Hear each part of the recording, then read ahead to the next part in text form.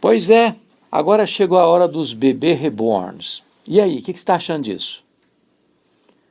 Agora tem algumas mães, alguns pais que estão adotando os bebês de plástico, de silicone.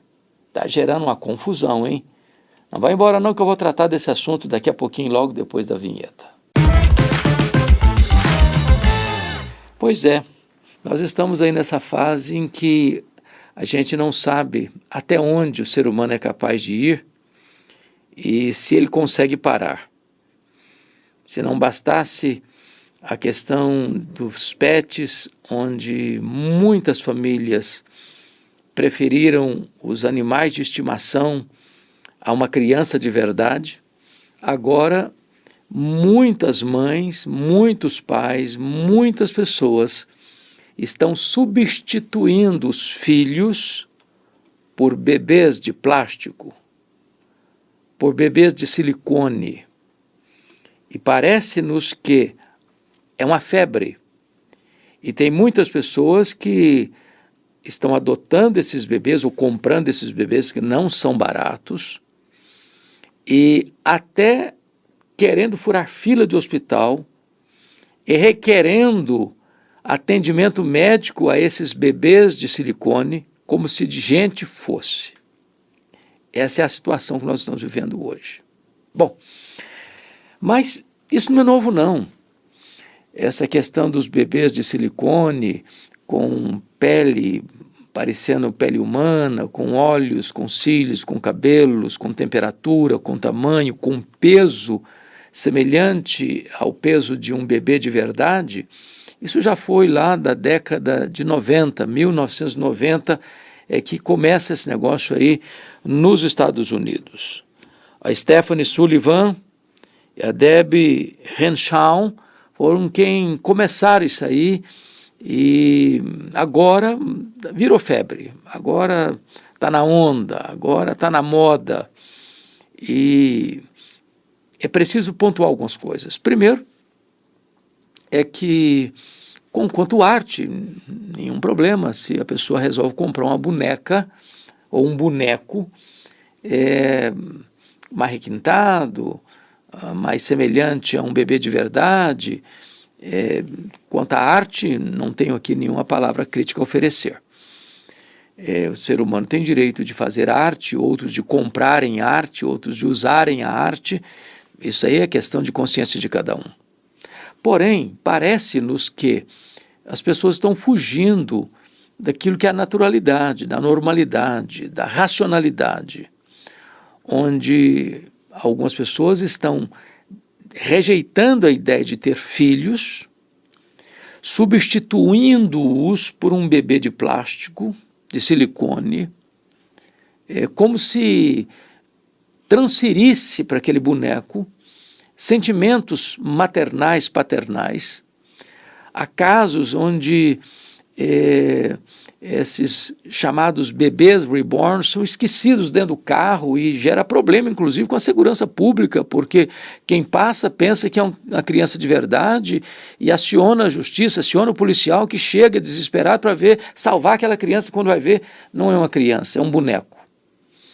Outras pessoas beiram quase a insanidade quando requerem tratamento médico, levam para o médico, querem furar fila, querem atendimento preferencial no carrinho, no colo, e quando vai ver não é uma criança, é um boneco.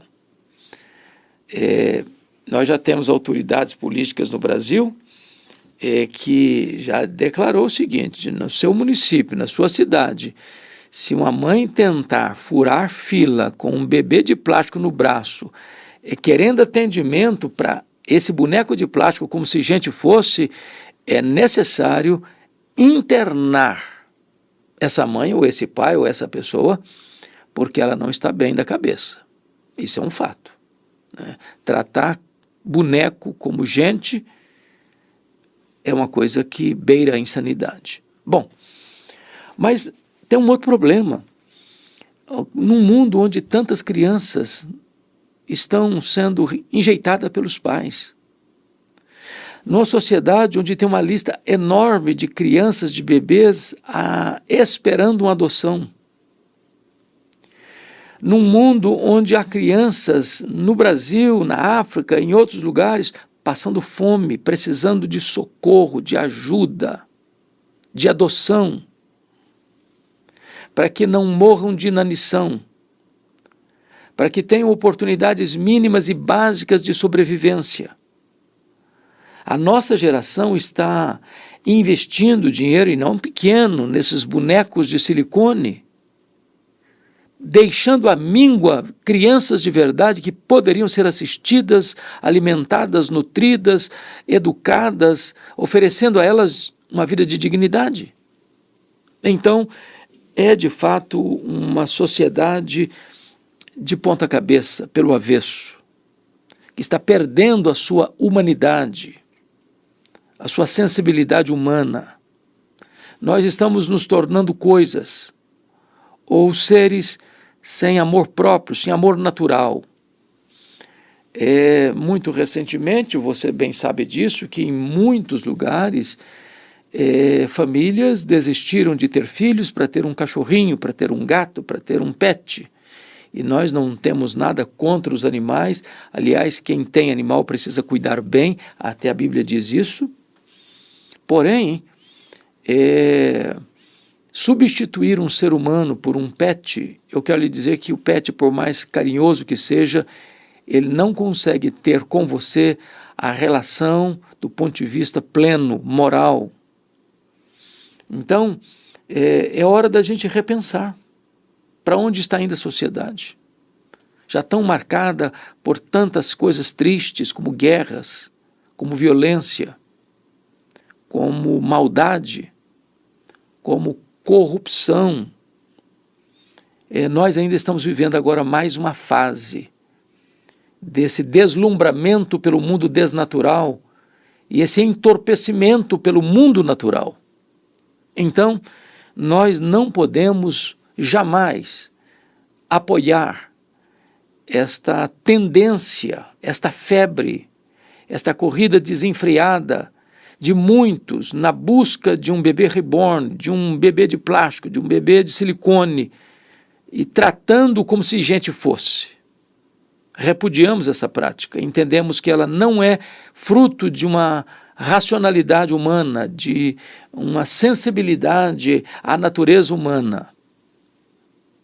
Se essa prática não está de acordo com as Escrituras, é preciso também dizer que muitos estão fazendo isso por questão de arte, colecionando bonecos de silicone, isso aí é um problema de cada um. Outros, talvez precisando de uma terapia, estão transferindo seus sentimentos para esses bonecos de silicone. Outros estão fazendo disso um entretenimento ou um hobby, mas na hora em que tantos estão buscando apenas um entretenimento ou um hobby, ou uma transferência de sentimento para um boneco de silicone, tem muita gente de carne e osso, precisando de um braço, precisando de um cuidado, precisando do pão de cada dia, precisando de um teto, precisando de uma ajuda, precisando de uma assistência, precisando de uma adoção. Qual é o papel de um pai e de uma mãe no que tange a seus filhos? Não filhos irreais, não filhos onde você compra numa loja, mas filhos gerados à imagem e semelhança de Deus. Filhos que têm uma carga genética. Filhos que foram colocados neste mundo muitas vezes sem reflexão, por falta de responsabilidade paterna ou paternidade responsável. O que podemos fazer? O que a Bíblia nos ensina? Bom, eu queria então, com esta introdução, levar você à reflexão do que está em Efésios capítulo 6, versículo 4. O apóstolo Paulo, numa época do Pater Potestas no Império Romano, onde o pai tinha pleno e total direito sobre os filhos, e onde os filhos não tinham direito nenhum, diferente da nossa sociedade, onde as crianças, graças a Deus, possuem normas, leis, princípios para cuidar delas, para respeitar a dignidade delas, para que os pais não extrapolem, não excedam no exercício da sua autoridade sobre os filhos. Paulo regulamenta este assunto em Efésios 6,4, e eu peço a sua vênia para ler o texto. E vós, pais, não provoqueis vossos filhos a ira, mas criai-os na disciplina e na admoestação do Senhor. É curioso que, se no versículo 1 diz que filhos, obedeci a vossos pais no Senhor, pois isto é justo, pais aqui é uma referência a pai e mãe. Tanto o pai quanto a mãe merecem dos filhos respeito. Os filhos precisam obedecer e honrar os pais. Vale destacar que honrar é mais do que obedecer. Há filhos que obedecem pai e mãe, mas não honram pai e mãe. Obedecem por medo de retaliação. Honrar é você dar primazia, é reconhecer o valor, é apreciar, valorizar, estimar, amar, respeitar, oferecer uma obediência não servil, mas espontânea, amorosa, responsável. Porém, no verso 4, quando ele diz, e vós, pais, não provoquei vossos filhos a ira, mas criai-os na disciplina e na admoestação do Senhor, a palavra pais aqui está se referindo a pais homens. Isso porque, à luz da palavra de Deus, cabe ao homem a liderança do seu lar. Cabe ao homem, ao marido, ao pai, a responsabilidade de educar os filhos. E aqui tem um ponto importante, porque muitos homens hoje têm se abdicado da sua responsabilidade, têm se omitido de seu papel, têm transferido a formação dos filhos à esposa, à mãe, sobrecarregando-a. E, de certa forma, isso tem gerado na sociedade, sobretudo ocidental, uma imagem apagada masculina na mente dos filhos, uma super imagem da figura feminina da mãe na mente dos filhos, e os desdobramentos disso podem não ser saudáveis. Então, Deus está cobrando do homem, do marido, do pai, a responsabilidade de assumir o seu papel na educação dos filhos. E o primeiro ponto que Paulo menciona é o aspecto negativo. E vós, pais, não provoqueis vossos filhos a ira. Porque o fato de você ser pai, o fato de você ter nas suas mãos o ônus da formação, da educação de seus filhos, não lhe dá o direito de tratá-los de qualquer forma, com agressão, com violência, com palavras duras, com gestos grotescos. Agora a pergunta é, como é que um pai pode provocar os filhos à ira? Primeiro, quando esse pai não é consistente, ou seja, requer do filho algo que ele não vive. Cobra do filho um comportamento que ele não tem.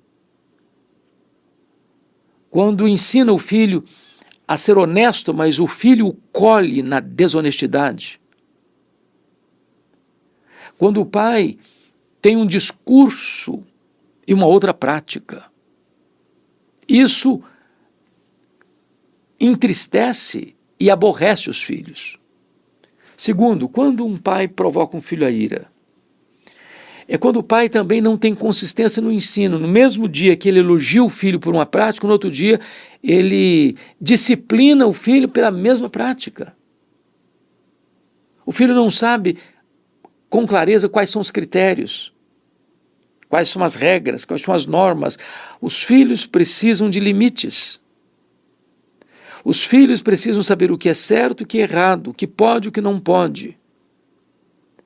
Cabe ao pai deixar isso claro para os filhos. Terceiro, quando um pai provoca o filho à ira, é quando o pai compara um filho com outro. Quando os filhos, embora nascidos do mesmo ventre, tendo a mesma carga genética, recebendo a mesma instrução, eles são diferentes uns dos outros. Para um filho você basta olhar, ele já entendeu. Para o outro você fala e ele parece não estar entendendo.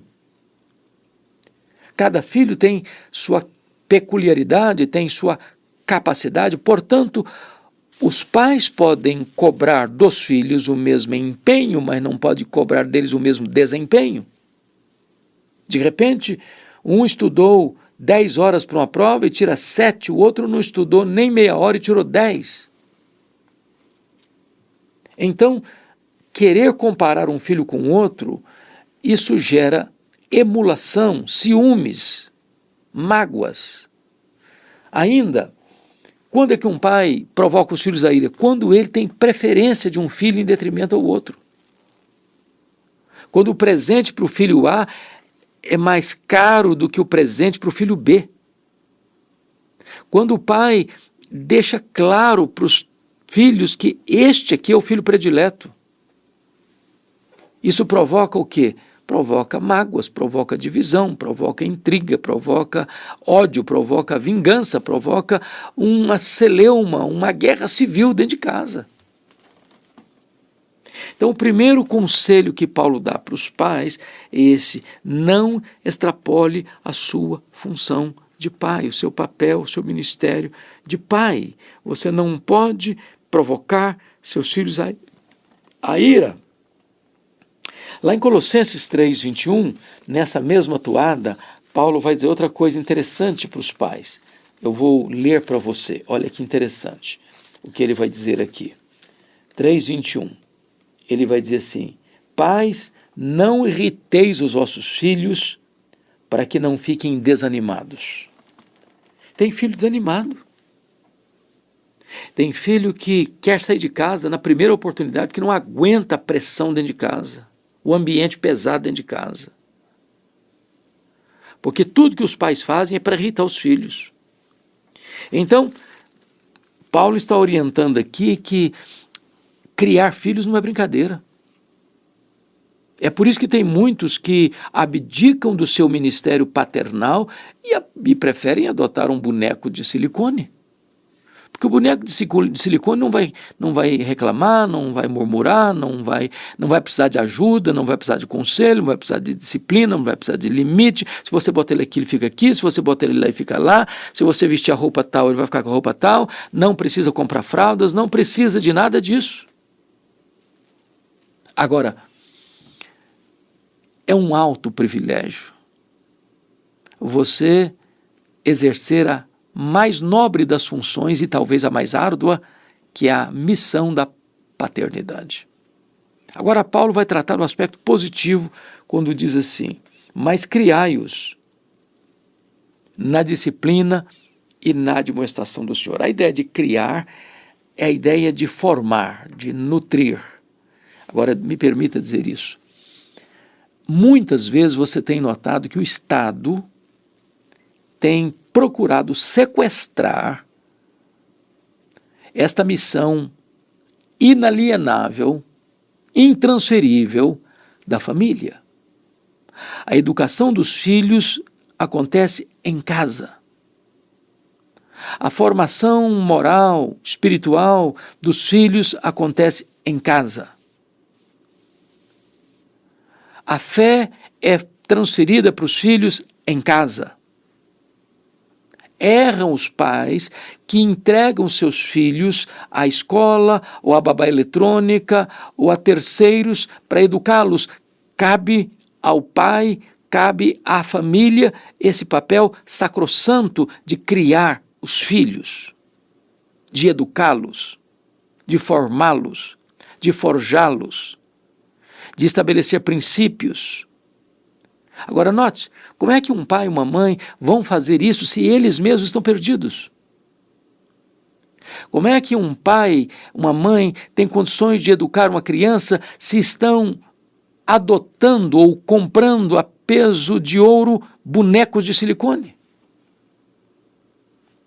Substituindo filhos de verdade por filhos fake news. Mas Paulo prossegue e diz assim: criai-os na disciplina. A palavra disciplina traz a ideia de limites, de regras claras. Os filhos precisam saber, isso pode, isso não pode. Os pais precisam saber com quem os filhos andam, aonde eles vão, o que estão fazendo, com quem estão andando, a que horas chegam. Os pais precisam dedicar tempo para conversar com os filhos, para orientar os filhos. Em havendo transgressão desses princípios que precisam ser claros dentro de casa, os filhos precisam receber sanções.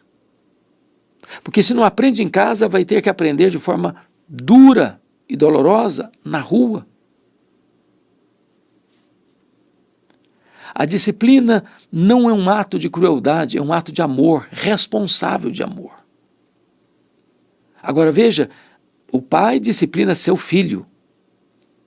Você não pode pegar uma criança na rua que está fazendo peraltice ou coisa errada e querer educá-la. Não, o compromisso seu é com seu filho, com seus filhos.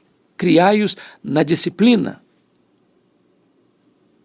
De tal maneira que, se um pai não disciplina os filhos, ele pode até estar dizendo: não, eu gosto tanto do meu filho que eu nunca vou discipliná-lo. Isso é uma tragédia. Quem ama disciplina. Talvez você já ouviu falar, ou até já leu, ou até viu o filme Eu, Cristiane F., 13 anos, drogada, prostituída. É um livro que virou filme. Isso lá na década de 80. Uma moça que foi criada com rigor pelos seus pais, que tinha balizas seguras entre certo e errado, pensou assim: quando eu tiver uma filha, eu não vou colocar regras, eu não vou colocar balizas, eu não vou colocar limites, eu vou deixar que a minha filha faça o que ela entenda, que faça suas escolhas sem qualquer censura da minha parte. E ela teve uma filha. E assim ela agiu. E essa menina com 13 anos já estava drogada e prostituída, vendendo o seu corpo para comprar drogas.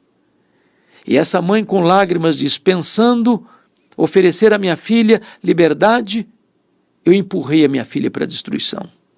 Filhos precisam de limites e de disciplina. Mas o texto prossegue e diz: criai-os na disciplina e na admoestação do Senhor. A palavra admoestação, de onde vem noutesia, é a conversa, é o diálogo, é o confronto verbal, olho no olho, se assenta ao redor da mesa, põe os pratos na mesa, põe o assunto na mesa, discute o assunto, trata do assunto, resolve o assunto, no confronto verbal. Há muitos pais que gritam com os filhos, mas não dialogam. Há muitos pais que guardam silêncio quando precisavam falar e falam quando precisavam guardar silêncio. Essa conversa é fundamental, nós somos um ser racional. Então é preciso falar. Falar com tato, falar com amor, falar com firmeza. É preciso temperar firmeza com doçura. É preciso elogiar na hora certa, é preciso corrigir na hora certa. Porque há pais que estragam os filhos ou sempre criticando ou sempre elogiando. Criticar demais vai gerar um filho revoltado. Elogiar no excesso vai gerar filhos mimados, despreparados para a vida. Então, eu estou trazendo essa breve reflexão para nós entendermos que, em vez de nós corrermos para substituirmos filhos por pets, em vez de nós corrermos e substituirmos filhos por bonecos de silicone, reborns, em vez de nós entrarmos nesta onda perigosa da despersonificação humana, está na hora de nós voltarmos aos princípios e entendermos que a maternidade, a paternidade é um alto privilégio e uma imensa responsabilidade. Privilégio porque um boneco de silicone não vai mudar nada. Não vai melhorar a família, não vai melhorar a sociedade. Aliás, Erdem, ele é caro e ele é inútil. Mas os filhos dão trabalho. Mas você forma uma geração que vai impactar uma família, que vai impactar uma cidade, que vai impactar uma nação. Quem sabe você, pai, você, mãe, que está me assistindo agora, não esteja exatamente nesse momento educando aquele menino que vai se tornar um grande líder da nação. Quem sabe você não está educando dentro da sua casa aquele grande cientista que vai trazer descobertas para melhorar a condição da vida do ser humano. Quem sabe você não está educando dentro da sua casa aquele que vai ser um missionário transcultural, que vai levar a mensagem da esperança da salvação em Cristo para as nações. Quem sabe você não está educando dentro da sua casa aquele que vai ser um instrumento nas mãos de Deus para ajudar milhares, milhões de pessoas a ter uma vida mais digna. Vamos valorizar a família. Vamos valorizar os filhos. Vamos valorizar a educação dos filhos. É penosa? É. Dá trabalho? Dá. Exige empenho, abnegação, sacrifício, investimento, tudo isso. Mas vale a pena. Vale a pena. Então, que Deus nos dê discernimento. Que Deus nos dê coerência. Que a nossa geração não fique completamente divorciada da racionalidade humana, a ponto de pagar caro num boneco de silicone, tratando como se gente fosse. Mães que, inclusive, ficam desesperadas levando esses bonecos de silicone para o médico, requerendo até mesmo furar a fila para atendimento prioritário. Não, nós não podemos concordar com esta postura subhumana que não tem qualquer amparo na racionalidade humana, na sensibilidade humana. Se você quer cuidar de um bebê, tem tantos precisando de ajuda. Se você quer investir numa criança, tem tantos mundo afora que precisa de uma ajuda sua para ter pão na mesa, teto, cama para dormir, formação, para que não sejam inocentes úteis nas mãos dos espertalhões deste mundo, mas sejam transformadores da sociedade.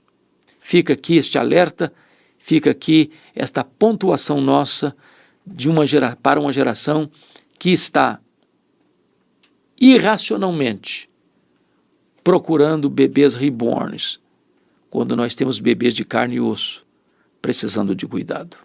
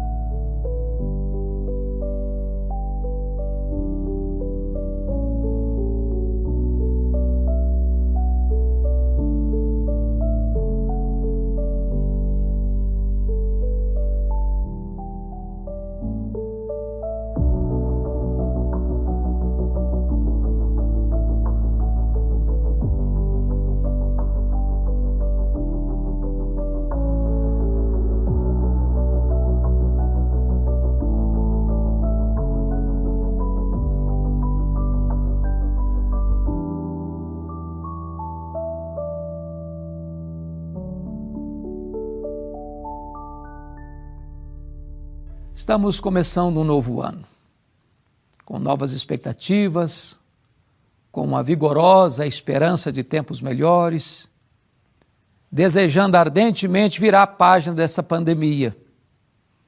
Talvez acumulou na sua mente, na sua alma, fuligem, dores, dramas, angústias, pesares. E como é o primeiro dia do ano, nós precisamos dar uma arrumada na casa. E eu não estou falando da sua residência, eu estou falando do seu coração, da sua mente, da sua alma. Precisamos espanar os ácaros, a fuligem, a poeira, sentimentos hostis, pensamentos impuros, desejos inadequados. E o texto de Colossenses capítulo 3 retrata para nós de maneira eloquente a nossa nova vida em Cristo. Uma vez que morremos com Ele, ressuscitamos para uma nova vida. E nessa nova vida nós temos que espanar toda a poeira da velha vida.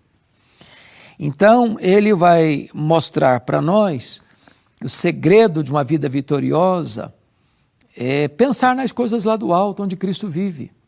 Ser governado pelo céu e não pela terra. Adotar valores, princípios novos, pautados e regidos pela palavra de Deus.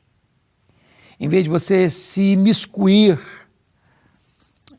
neste mundo tão poluído, tão contaminado, tão chafurdado, na imoralidade, na intemperança, na violência, na maldade, na impureza, sermos governados por princípios eternos. Nesse texto, o apóstolo Paulo vai dizer, no versículo 5, assim, fazei, pois, morrer a vossa natureza terrena. E ele começa a citar prostituição, impureza, paixão lasciva, desejo maligno, avareza, que é a idolatria. Ele diz que quando você vive, se alimenta, rumina toda essa maldade, toda essa sujeira, isso provoca a ira de Deus. Então, lá no verso 8, ele vai dizer assim, agora porém, hoje, nesse momento, 1º de janeiro de 2022, agora, porém, despojai-vos, tira a roupa suja, dá uma limpada aí, dá uma espanada aí, despojai-vos igualmente tudo isso. Então, o que você tem que tirar da sua vida para começar esse ano bem? Primeiro, ele diz, despojai-vos de ira e de indignação. Você tem ficado irado? É bem verdade que tem muita coisa que provoca ira na gente, né?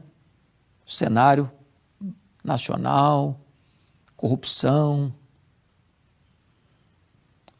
injustiça, né? Mas cuidado para o seu coração não ficar aí sendo um poço de ódio, viu?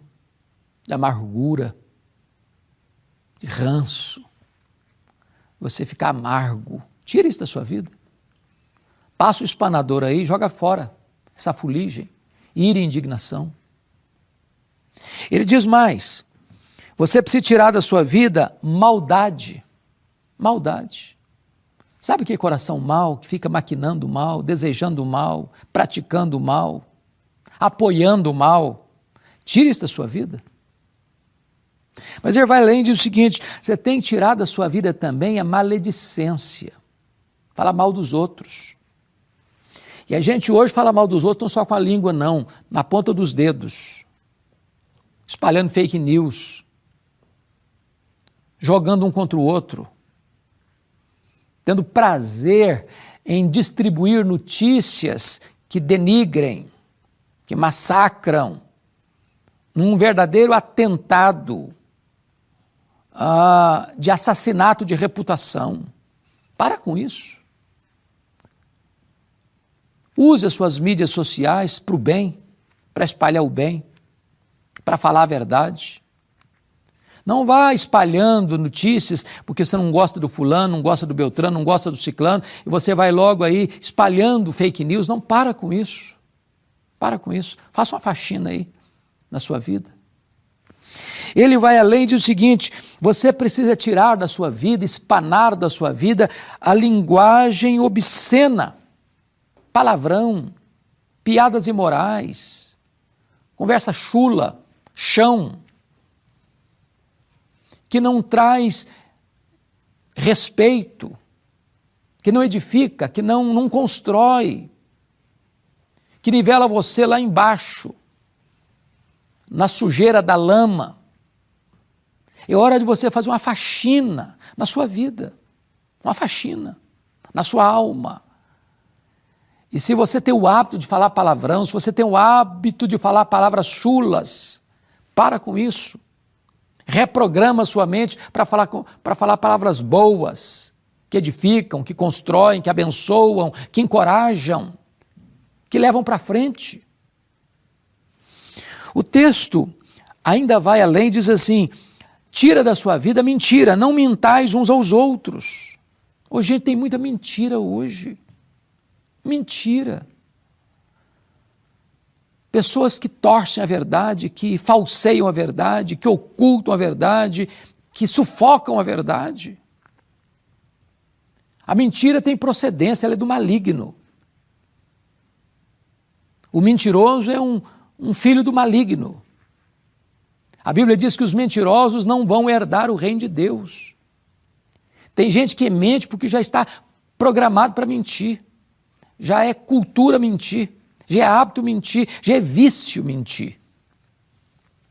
A Bíblia diz que nós não devemos mentir uns aos outros, para falar a verdade. A verdade. A verdade é luz, a verdade pode doer, mas ela cura. A verdade pode ferir, mas ela restaura. A verdade sempre. Paulo prossegue e nesta fala dele, dessa faxina, ele diz o seguinte: não adianta só você também limpar a casa, limpar a mente, limpar a alma, tira isso, tira, mas agora você, além de despojar-se dessas coisas, ele começa agora numa linguagem positiva. Revesti-vos. Pega a roupa suja, bota no cesto para lavar. E agora você vai botar a roupa limpa. Você vai vestir pensamentos puros. Alimentar no coração coisas boas. E aí começa dizendo assim: revesti-vos, pois, como eleitos de Deus, santos e amados, primeiro, de ternos afetos de misericórdia. Gente, nas mídias sociais tem muita gente aí quase que babando de prazer de falar mal dos outros. Isso não deve ser a postura de um cristão. Você tem que se revestir de afetos, de ternos afetos de misericórdia. Segundo, você precisa se revestir de bondade. O que é bondade? Bondade é quando você pensa no outro para fazer o bem ao outro. Não aquele que merece, porque às vezes a gente faz o bem para quem faz o bem para a gente.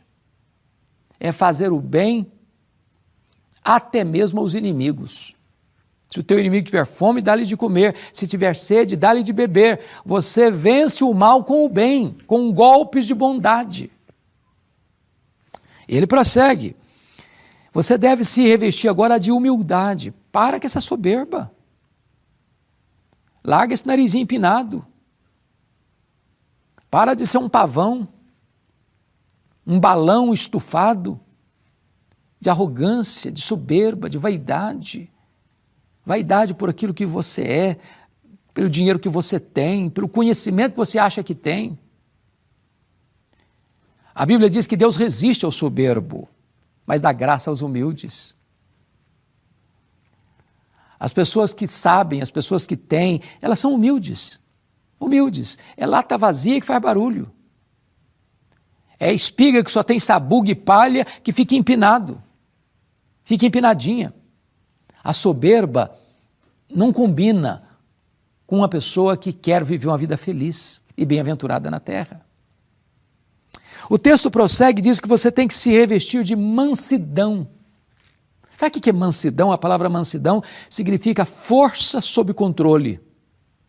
Por isso essa palavra era usada no passado para um animal forte que foi domesticado.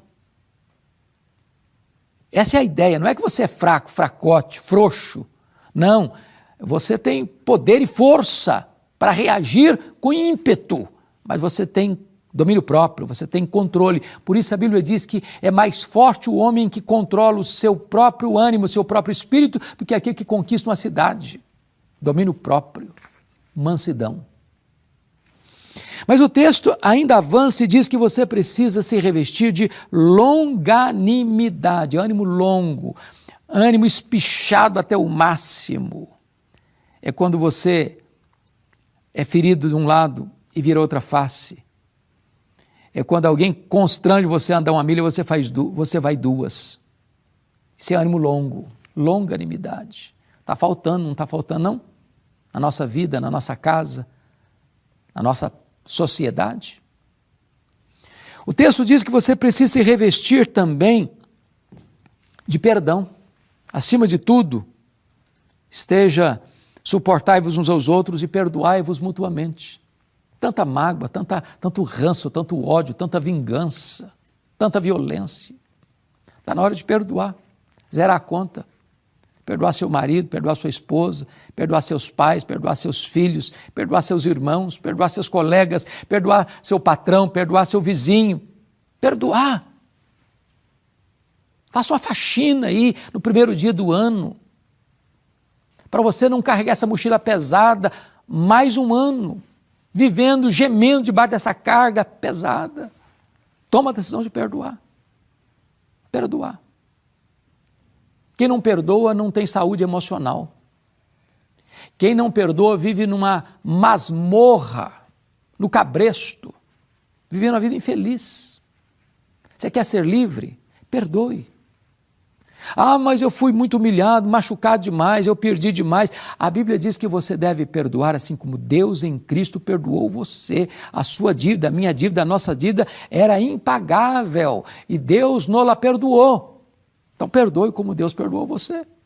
Quem não perdoa não pode orar, não pode adorar a Deus, não pode ser perdoado. Quem não perdoa é entregue aos flageladores da alma, aos verdugos da consciência. Perdoe. Mas finalmente, o texto diz o seguinte: você quer viver uma vida feliz daqui para frente? Além da faxina que você vai fazer, tirando a coisa ruim, bota a coisa boa no lugar, você deve, acima de tudo, esteja o amor, que é o vínculo da perfeição. Passe a amar. Amar a Deus sobre todas as coisas.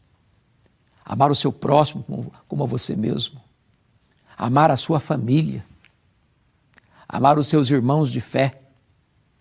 Amar a todos os homens, amar até os seus inimigos. Quem ama, declara que ama. Quem ama, cuida da pessoa amada. Quem ama, tem tempo para a pessoa amada. Ame. E você vai ver que fronteiras novas vão se abrir para você em 2022. Para você ter vivido uma vida plena, maiúscula, superlativa, feliz, abundante. Para você desfrutar da própria vida eterna. Hoje é dia de faxina. Faxina da alma. Hoje é dia de você botar roupa limpa, roupa nova, bonita. As virtudes que ornaram e ornam o caráter de Cristo devem ornar também a sua, a minha, a nossa vida. Vamos juntos viver para a glória de Deus o ano 2022, tirando o que não presta, revestindo-nos daquilo que é bom.